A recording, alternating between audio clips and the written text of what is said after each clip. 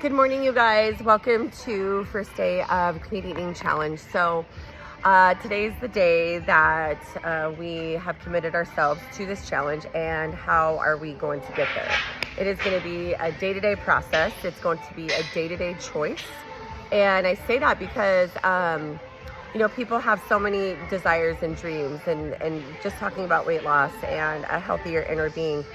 People like to focus on the amount of weight that they have to lose. So if that's 20 pounds, it seems so far away. It seems so far-fetched. It seems such a long time and a bigger challenge than what it needs to be. And so if you retract back to what really needs to happen is the habits need to change, and we need to think about these things every single day, sometime, and continue to make those choices. As we make those choices, on a daily basis, for instance, one of our lineup of choices could be that we're eating 5 meals a day. Instead of focus on eating the next 3 days of meals, I want you to just focus on the first day of meals, which is today. We're going to eat at 7, 10, 1, 4, and 7. And at 7 a.m., the deal is that if you're home, you can cook these meals fresh. Right there. You don't have to prepare anything, but if you're not home and you're going to be out and about, those foods need to be made already, prepared already. They need to be labeled, and they need to be in a container ready for you to consume. And then once 7 o'clock comes around, it's one of those things where, are you self-sufficient enough to remember that 7 o'clock was your first meal? Or do you need to create this habit, and you need to put it in your phone and set an alarm? None of these questions are wrong. So if you're like, yeah, I need an alarm, set an alarm. But if you don't need an alarm, you don't need one.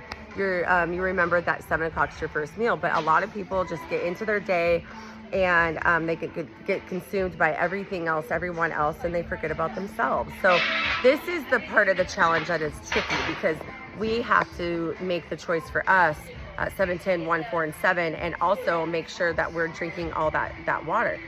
And so as 7 o'clock comes around and you eat that meal, you are very hyper focused on 7, 10, 1, and 4, and 7, because you know that you're building your metabolic system up. And the only way to build that metabolic system up is through eating, and also drinking lots and lots of water.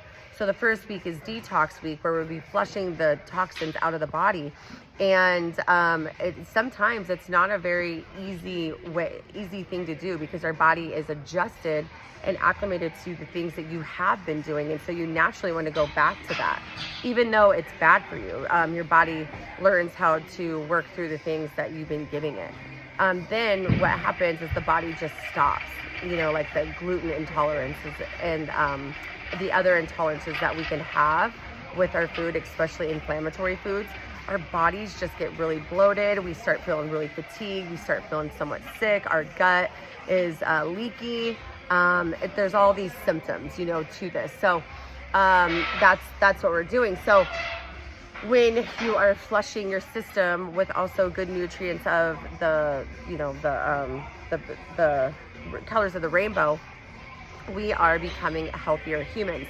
Now, the big thing about the preparation is I prepare on Saturday, and that's when I do my shopping, and then Sunday is the day that I do all the cooking and the actual containering for putting those meals in. And then if I'm at home, I don't have to pre-make those meals. So if you guys are at home every day in the morning at 7 and you're back at night at 7, don't prepare those meals. Make them fresh there. Another thing to make sure that you are on your A game is to make your food in love. If you're not making your food in love, you're not going to be excited to eat that food. It's one thing to buy your food and to prepare your food. There's a mental attachment, psychological attachment to that food, because number one, you worked hard for that food. You paid for that food. And you took the efforts to go to the store for that food. And also, not only did you do that, but you prepared that food. You made that food. And so when anyone does those things, they're more prone to eat and consume that food because of all of the effort that was put into it. So I do ask that you put your hands on that and make sure that there's a deeper attachment to that food, and you're like, you know what, I made this for me, and it's so good for me. I know this is part of my health, and then you probably will consume that food 9 out of 10 times you will consume. But if you make the food in love, that means that you are eating, preparing these meals with lots of herbs and spices. We're not using extra condiments as we're so, glutton to do as Americans. So we are staying away from the extra condiments, but you are not staying away from the herbs and spices. I'm talking if you need lemon, if you need lime, oregano, parsley, basil, mint, anything that you need, cilantro, and that brings taste to your food, please do not hold back on that. Ground pepper, little dabs of Himalayan sea salt. Those are all great things to do in order to create some spice and zest to your food, and it'll make it way more pleasing. Even some hot sauce, Siete, S-I-E-T-E hot sauce on your food. Homemade pico de gallo is also a great thing as well. But we are in detox week, so it's very crucial that you are taking all of these steps very, very carefully and also calculated. And that's why I'm asking you to maybe put an alarm on this morning for your food, at least for this first week, and get you going and remember, like, oh yeah, I'm supposed to eat again, because usually we don't eat enough throughout our day, and then we find ourselves in a binging state at night to get those calories that we do need to function. But yeah, once you do that, and then also talking about the water and stuff, if you have a gallon of water, it's very hard to not notice how much water that you have left for the day. A lot of girls say, oh yeah, I drink my gallon, I drink 5 of these or 4 of these, and they're the containers of the water. But really, they like to think that they're drinking enough water, but they don't actually fill their,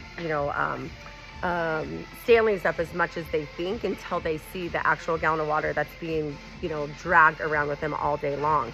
Now, in that water, you can have up to 3 scoops of Relight. You are not a hydrated human without electrolytes. You cannot drink just H2O and think that you will be hydrated, nor can you drink other elements that will hydrate you, unless it's like pickle juice or an actual electrolyte drink, but there's not many out there that are really kosher. So you can have a cup of coffee, which is just gonna be black coffee in your day. So please, by all means, do that. And then alcohol, just decrease I would do this challenge with no alcohol if there's a chance for that, just to show you what type of inflammation can be actually decreased. And alcohol is consumed as a vice for a lot of people, just like Doritos chips or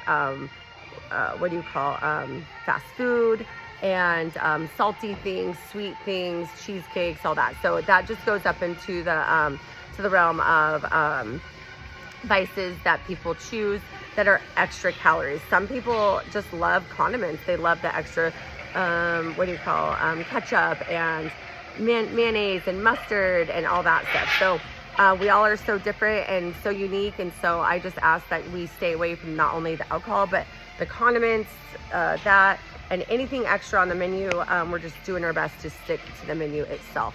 And then with that being said, Monday is today, and so we're doing our first progress report, and you are taking photos up against a wall, and I put the examples of those photos on the progress report. So you're doing a front shot, a side, and a back.